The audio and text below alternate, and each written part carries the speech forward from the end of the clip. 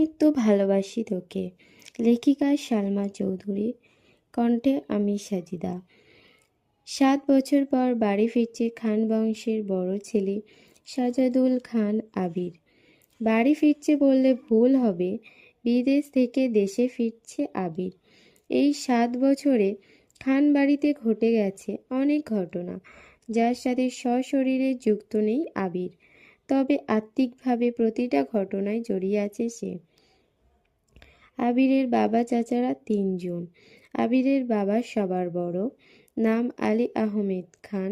তানভীরের বাবা মেজ, নাম মোজাম্মেল খান। ছোট চাচুর নাম ইকবাল খান।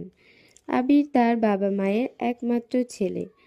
মেজ চাচা মানে মোজাম্মেল খানের এক ছেলে এক মেয়ে। ছেলের নাম তানভীর খান, মেয়ের নাম মাহাদিবা খান মেঘ। ছোট চাচার এক ছেলে এক মেয়ে, মিম আর আদি। এখনও তারা এলাকার যৌথ পরিবারগুলির মধ্যে শ্রেষ্ঠ। বাড়ির সকলের প্রাণ যেন এক সুতোয় বাঁধা। 5 ভাই বোনের মধ্যে আবির সকলের চোখের মণি। আবিরের জন্মের পর তার বাবা মা দ্বিতীয় সন্তান নেওয়ার চিন্তা করেনি। এইচএসসি পর্যন্ত সে বাড়িতেই ছিল, সবার নয়নের মণি। আবিরের চাঞ্চল্যে মেতে থাকতো খানবাড়ি।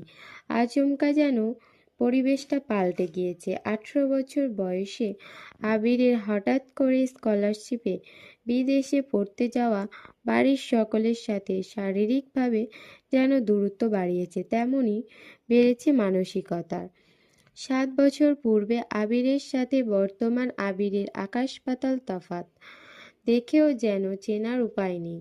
6 ফিট লম্বা ছেলেটা, গায়ের রং শ্যামলা, গাল ভর্তি চাপদাড়ি, চুলের স্টাইল যে কোনো নায়কের থেকে কম নয়। তার ফ্যাশন আর লুকে যেন মেয়ে দেখেই প্রেমে পড়তে বাধ্য।